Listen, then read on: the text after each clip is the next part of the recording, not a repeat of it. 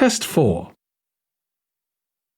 Hello, do you mind if I ask you some questions about your journey today? We're doing a customer satisfaction survey. Yes, OK. I've got about 10 minutes before my train home leaves. I'm on a day trip. Great, thank you. So, first of all, could you tell me your name? It's Sophie Bird. Thank you. And would you mind telling me what you do? I'm a journalist. Oh, really? That must be interesting. Yes, it is. So, was the reason for your visit here today work? Actually, it's my day off. I came here to do some shopping. Oh, right. But I do sometimes come here for work. OK. Now, I'd like to ask some questions about your journey today, if that's OK. Yes, no problem. Right. So, can you tell me which station you're travelling back to? Stormforth, where I live. Can I just check the spelling? Staunfirth?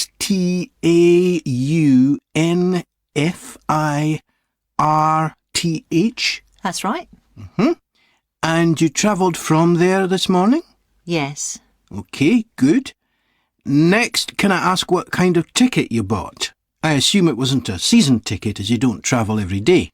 That's right. No, I just got a normal return ticket. I don't have a rail card, so I didn't get any discount. I keep meaning to get one because it's a lot cheaper. Yes, you'd have saved 20% on your ticket today. Oh. So you paid the full price for your ticket? I paid £23.70. OK.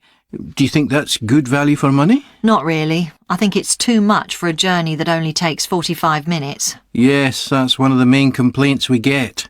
So you didn't buy your ticket in advance? No. I know it's cheaper if you buy a week in advance, but I didn't know I was coming then. I know. You can't always plan ahead. So, did you buy it this morning? No, it was yesterday. Right. And do you usually buy your tickets at the station? Well, I do usually, but the ticket office closes early and I hate using ticket machines. I think ticket offices should be open for longer hours. There's always a queue for the machines and they're often out of order. A lot of customers are saying the same thing. So, to answer your question, I got an e-ticket online. OK, thank you. Now, I'd like to ask you about your satisfaction with your journey. So what would you say you were most satisfied with today? Well, I like the Wi-Fi on the train. It's improved a lot. It makes it easier for me to work if I want to. That's the first time today anyone's mentioned that. Oh. It's good to get some positive feedback on that. And is there anything you weren't satisfied with? Well, normally the trains run on time and are pretty reliable, but today there was a delay. The train was about 15 minutes behind schedule. OK, I'll put that down. Now, I'd also like to ask about the facilities at the station. You've probably noticed that the whole station's been upgraded. What are you most satisfied with? I think the best thing is that they've improved the amount of information about train times, etc. that's given to passengers. It's much clearer. Before, there was only one board and I couldn't always see it properly, which was frustrating. That's good. And is there anything you're not satisfied with? Let's see. I think things have generally improved a lot. The trains are much more modern and I like the new cafe. But one thing is that there aren't enough places to sit down, especially on the platforms. OK. So I'll put seating down, shall I, as the thing you're least satisfied with? Yes, OK. Can I ask your opinion about some of the other facilities? We'd like feedback on whether people are satisfied, dissatisfied, or neither satisfied nor dissatisfied. OK. What about the parking at the station? Well, to be honest, I don't really have an opinion, as I never use it. So neither satisfied nor dissatisfied for that, then? Yes, I suppose so. OK, and what about the... Part 2. As chair of the Town Council Subcommittee on Park Facilities, I'd like to bring you up to date on some of the changes that have been made recently to the Croft Valley Park. So if you could just take a look at the map I handed out, let's begin with a general overview. So, the basic arrangement of the park hasn't changed. It still has 2 gates, north and south, and a lake in the middle. The cafe continues to serve an assortment of drinks and snacks, and is still in the same place, looking out over the lake and next to the old museum. We're hoping to change the location of the toilets and bring them nearer to the centre of the park, as they're a bit out of the way at present, near the adventure playground, in the corner of your map. The formal gardens have been replanted and should be at their best in a month or 2. They used to be behind the old museum, but we've now used the space near the south gate, between the park boundary and the path that goes past the lake towards the old museum.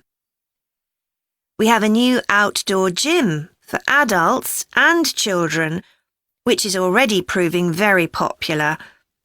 It's by the glass houses, just to the right of the path from the south gate. You have to look for it, as it's a bit hidden in the trees. One very successful introduction has been our skateboard ramp. It's in constant use during the evenings and holidays. It's near the old museum, at the end of a little path that leads off from the main path between the lake and the museum. We've also introduced a new area for wildflowers to attract bees and butterflies. It's on a bend in the path that goes round the east side of the lake, just south of the adventure playground.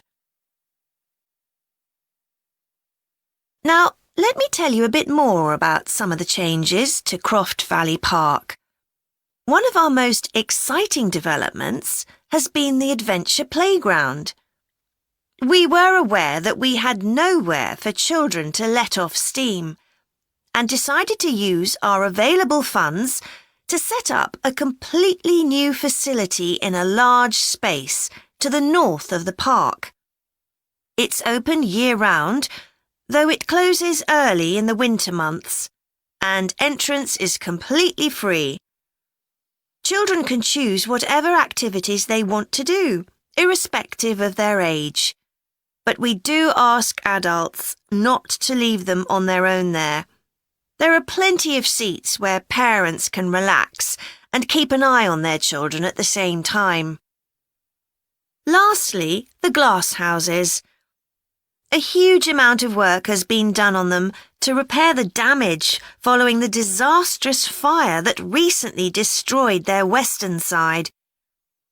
Over £80,000 was spent on replacing the glass walls and the metal supports, as well as the plants that had been destroyed, although, unfortunately, the collection of tropical palm trees has proved too expensive to replace up to now.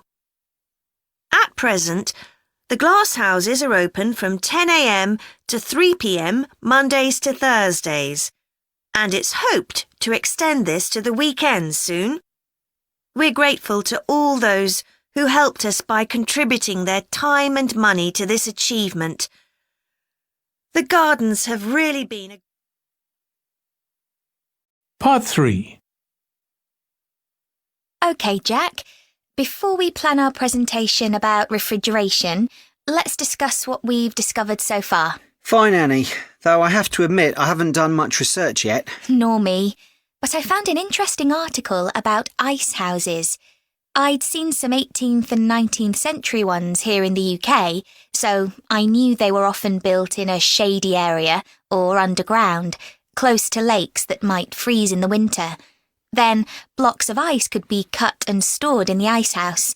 But I didn't realise that insulating the blocks with straw or sawdust meant they didn't melt for months.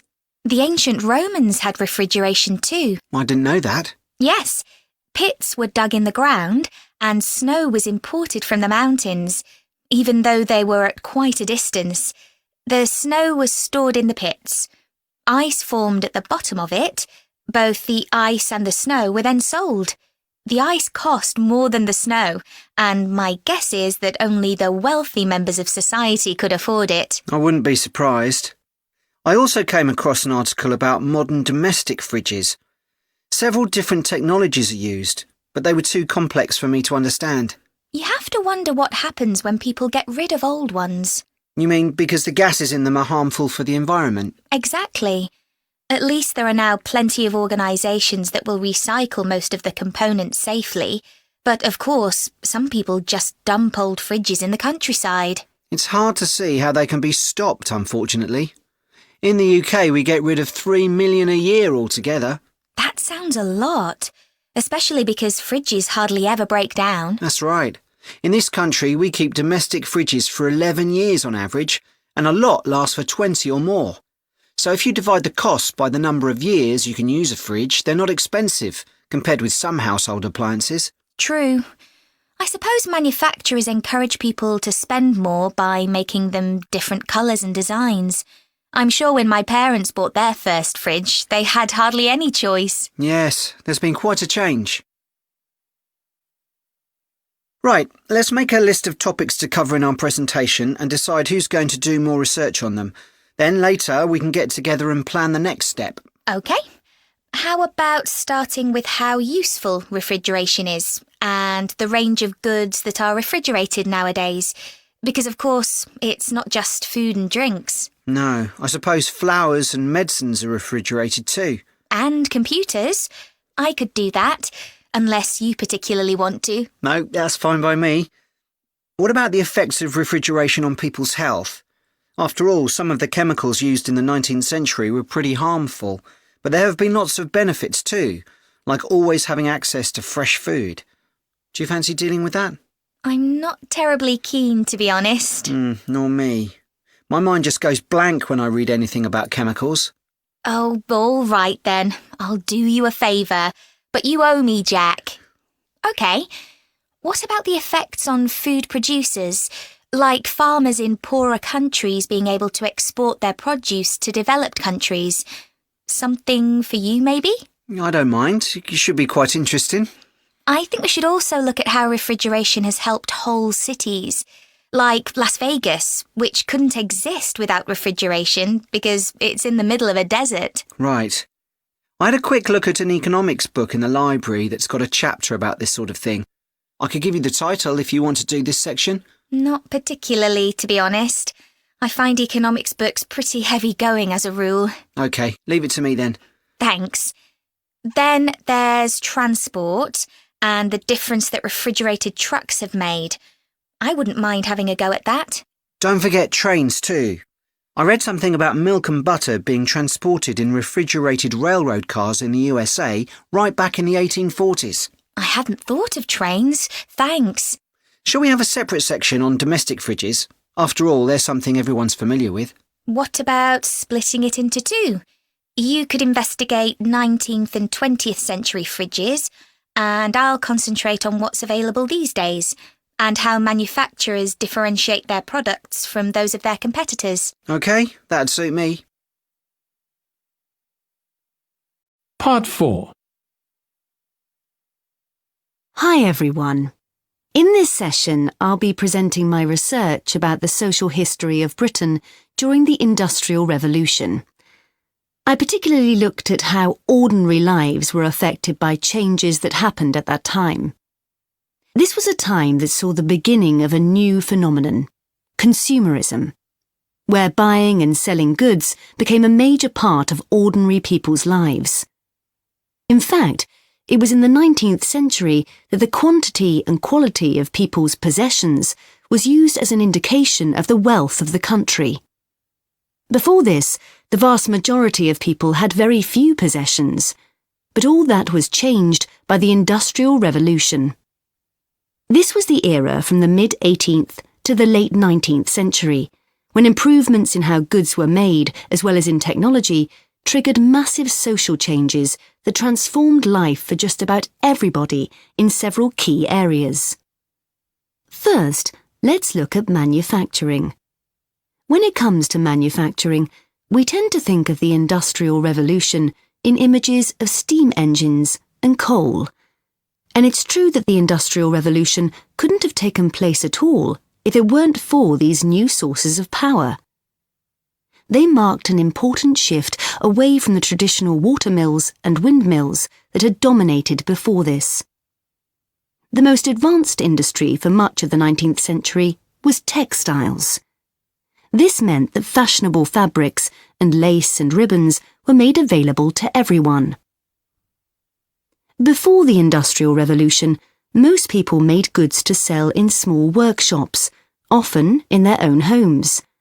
But enormous new machines were now being created that could produce the goods faster and on a larger scale, and these required a lot more space. So large factories were built, replacing the workshops and forcing workers to travel to work. In fact, large numbers of people migrated from villages into towns as a result. As well as manufacturing, there were new technologies in transport, contributing to the growth of consumerism. The horse-drawn stagecoaches and carts of the 18th century, which carried very few people and goods and travelled slowly along poorly surfaced roads, were gradually replaced by the numerous canals that were constructed. These were particularly important for the transportation of goods. The canals gradually fell out of use, though, as railways were developed, becoming the main way of moving goods and people from one end of the country to the other. And the goods they moved weren't just coal, iron, clothes, and so on. Significantly, they included newspapers, which meant that thousands of people were not only more knowledgeable about what was going on in the country, but could also read about what was available in the shops. And that encouraged them to buy more. So faster forms of transport resulted in distribution becoming far more efficient. Goods could now be sold all over the country instead of just in the local market. The third main area that saw changes that contributed to consumerism was retailing. The number and quality of shops grew rapidly, and in particular, small shops suffered as customers flocked to the growing number of department stores, a form of retailing that was new in the 19th century.